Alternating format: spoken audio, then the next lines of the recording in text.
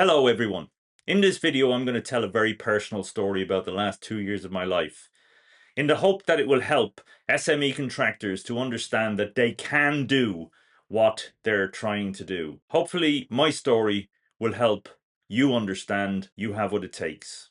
Hello everyone. 2 years ago I returned to Ireland, having spent 40 years in construction management and company management, both Ireland, UK and internationally. The consultancy that I set up was to support SME contractors in Ireland and the UK, to help them grow their business, scale their business, and really sort out their business in some ways. What I've discovered and what I've heard in the last number of weeks and months is anxiety from SME contractors. Anxiety that they can't do it. They don't know how to do it. They have clients looking for stuff they've never dealt with before. You're talking about a man with a van, a man with 2 vans, a man with 10 vans, and now he has a business. Now he's talking to mature contractors, and those contractors are looking for him to supply people of a certain caliber, structures and systems of a certain caliber, and he's nervous, worried, and concerned that he can't do that. How can I do that? This is not who I am. Concerned about staff and not taking on staff because he's worried that those staff will be more significantly educated than him and know more about the world than him. So this video is about, I suppose, transition from where you were to where you need to be. And I'm going to tell my personal story in a voiceover with a lot of imagery.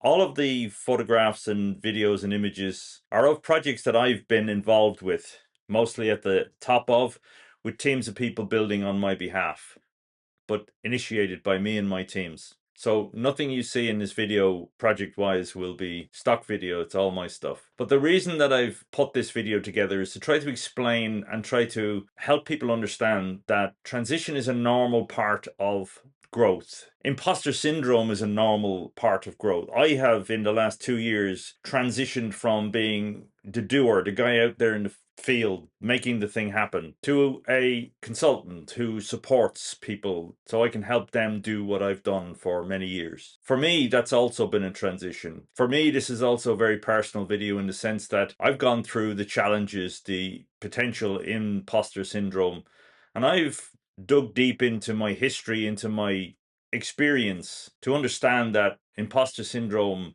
is a normal part of growth, it's a normal part of process, and it's a normal part of transition. So take a look at this video. I hope it'll help. It's designed to do so. It's my story explaining how I went through challenges, growth, and transition. Transition number 1, a funny story for me. I returned to Ireland in 1998. Having worked in London for 14 years where I grew up in the construction industry, I walked into my office and there was a computer on my desk. Never used one of those before. But I didn't say anything, I just acted like that was normal. So I embraced computers, I learned how to take them apart, I did a course on it and very quickly got up to speed with how computers operate. That was a transition. In my job in the UK, I was an area manager for a property development company, having spent 14 years, as I say, growing up in the industry. But one of the things that I discovered when I got back to Ireland was that the company that I was going to work for were a property development company that had exponentially grown over a very short period of time into a very big property development company. The inevitable growth that that company had, they didn't have the structures and systems and even the people. They had nothing organized the way I was used to it. Very, very quickly I was asking myself the question, can I do this? Goodness me, there's nothing here. Whilst I had the luxury in the UK of being part of organizations that were already mature, that had systems and structures that I could just fall into, this company did not. So embrace it I did. I used the logic that I had with the experience that I had. I looked at the people, I looked at the systems, I looked at the structures. Many sleepless nights later, we put a structure and a system and people in place and training programs, and over a period of, let's be honest, a number of years, we got the thing where it should be, but we were scaling and building at the same time. Many nights I went to sleep with the feeling of overwhelming. This is not doable, this is not possible. But I put some good people together, some good systems in place, with the support of people, and we managed to pull it around, and we put together something that was in some cases the envy of the industry here. The key was we put one foot in front of the other, we trusted the system and we drove it one day at a time. And even though there was imposter syndrome, even though there was a challenge, and even though people didn't think we could do it, we went and we did it. Transition number 2, 2008. World fell apart. You know what they say, when the Americans sneeze, the world catches a cold. Well, we got a flu and a pandemic and everything then. Literally, the credit crunch destroyed the world of construction in the world. I was going to say just in Ireland, the UK, but it was all over the world. In this time, I went to the UAE, where there was still some work going on. I went to work for an interior design and fit-out company in Dubai. Now we talk about transitions. Now we talk about learning curves. Now we talk about imposter syndrome. I had to work for a company in the Middle East, having had my whole career behind me in Ireland and the UK. Now I'm in the Middle East. All of a sudden I'm dealing with cultures that are different, with structures that are different, with people that are different, with a landscape that's different. It was all different. Whilst my career behind me at this stage was able to hold me in good stead, it was still a big challenge. Learning to communicate in this part of the world was a very big challenge, and probably the biggest one I had to deal with. This was a challenge. This was a proper transition. But you know what? I had an innate belief in myself. I bet on myself and I knew I could do this. And we tripled the turnover of that business in 18 months with a team. It wasn't all me. Transition number 3. I was offered a position as a project director running a major project for a relatively new company in Qatar. This was a design and build contract for a $500 million palace project. I needed to deliver this project. There was no design, no anything, not even a team at this point in time. So we were under pressure to deliver. I had to put a team in place, consultants in place. But again, the transition was different. Qatar was not the same as Dubai. Qatar is a different culture, a different perspective. Dubai is the happy party city, where Qatar is more about the work and getting stuff done. There was no structure to the project management. There was no systems in place. All of it became new. All of it we put together. The transition was significant, but not as significant, because my experience had grown, developed, and secured, and that helped me moving forward. We delivered that project in 22 months to a very, very happy client. When I first went to the Middle East, I had imposter syndrome big time. I was concerned if I could do this, and I had some setbacks that gave me good reason for concern. But as I grew, as I developed, as we started to deliver, as we started to put the systems in place, as we started to put the structures in place, I grew in confidence.